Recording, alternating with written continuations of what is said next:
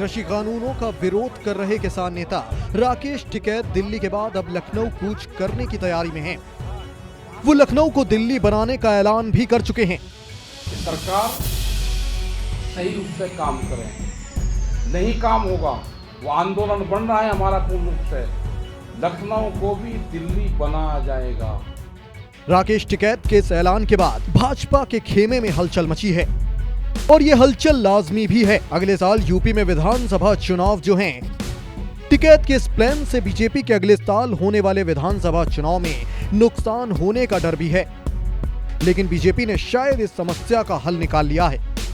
टिकैत के ऐलान के बाद अब बीजेपी ने लखनऊ में किसान पंचायत करने का फैसला लिया है। यूपी में किसान आंदोलन के प्रभाव से निपटने के लिए 8 सूत्रीय फॉर्मूला तैयार किया गया है।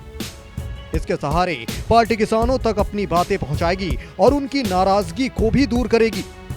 इसे किसान आंदोलन का तोड़ माना जा रहा है। बीजेपी के एक वरिष्ठ सांसद ने एक अखबार से बात करते हुए बताया कि राकेश टिकैत के उत्तर प्रदेश में किसान आंदोलन करने और चुनाव के दौरान रैलियां करने की घोषणा के बाद से पार्टी ने इससे निपटने के लिए तैयारियां शुरू कर दी हैं। जहां तक राकेश टिकैत का सवाल है, तो उनके संगठन का प्रभाव पूरे यूपी में नहीं है। पश्चिमी यूपी में वो पार्टी को नुकसान जरूर पहुंचा सकते हैं, इसलिए पार्टी अपनी ताकत पश्चिमी यूपी में पूरी तरह से झोंक रही है। इसलिए इस क्षेत्र में पार्टी ने अपने दिग्गज नेता मंत्री संजीव बालियान, राज्यसभा सांसद विजय पाल सिंह तोमर समेत प्रदेश स्तर के कई बड़े मंत्रियों को जिम्मेदारी सौंपी है। इन नेताओं को किसानों के बीच जाकर पार्टी की सकारात्मक छवि बनाने को कहा गया है।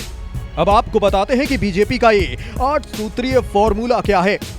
केंद्रीय नेतृत्व और प्रदेश संगठन ने तय किया है कि पार्टी के सभी सांसद, विधायक और पार्षद किसान मोर्चा के पदाधिकारी। केंद्रीय नेतृत्व और प्रदेश संगठन ने तय किया है कि पार्टी के सभी सांसद, विधायक, पार्षद, किसान मोर्चा के पदाधिकारी और कार्यकर्ता समेत संगठन से जुड़े सभी लोग 16 से 25 अगस्त तक गाँव में जाकर किसानों से चौपाल लगाकर चर्चा करें।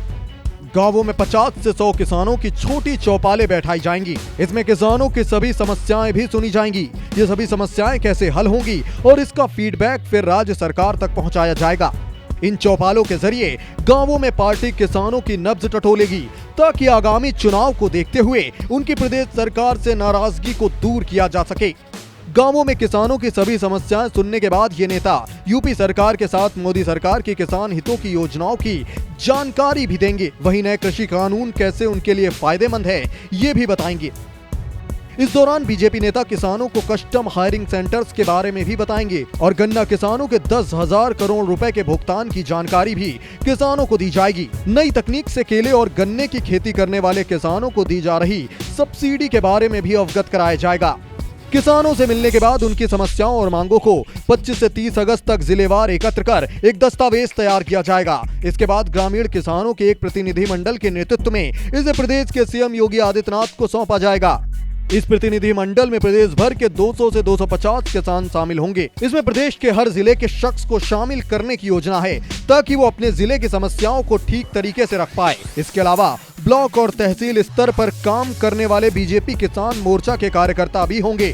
किसान मोर्चा की अगुवाई वाले इस प्रतिनिधि मंडल का राज्य सरकार भरोसा देगी कि अगले कुछ महीनों में सरकार इन पर एक्शन लेगी और उनकी मांगों को जल्द पूरा भी करेगी। बता दें कि यूपी में साल 2022 के शुरुआती महीनों में विधानसभा चुनाव होने हैं। बीजेपी इन चुनावों के लिए कोई रिस्क नहीं लेना चाहती है। बीजेपी किसान आंदोलन का खामियाजा पहले ही पंजाब में भुगत चुकी है। किसान आंदोलन के दौरान ही पंजाब में निकाय चुनाव हुए थे। किसानों की नाराजगी का सीधा असर चुनाव नतीजों में पड़ा था। बीजेपी की करारी हार हुई थी। इन चुनावों में बीजेपी खाता तक नहीं खोल पाई थी। इसका सीधा फायदा कांग्रेस को मिला था। कांग्रेस की प्रचंड जीत हुई थी। हरियाणा निकाय चुनाव में भी किसान आंदोलन का असर देखा गया था। अब बीजेपी यही गलती यूपी विधानसभा चुनावों में नहीं दोहराना चाहती। नए केंद्रीय मंत्रिमंडल में यूपी से सबसे ज्यादा 7 मंत्री बनाए गए हैं। ऐसे में राज्य के इन 7 मंत्रियों के चयन में जातीय समीकरण और क्षेत्रीय संतुलन के साथ डैमेज कंट्रोल का भी ख्याल रखा गया है। उत्तर प्रदेश में सबसे ज्यादा 80 लोकसभा सीट हैं, जबकि 403 विधानसभा सीटें हैं।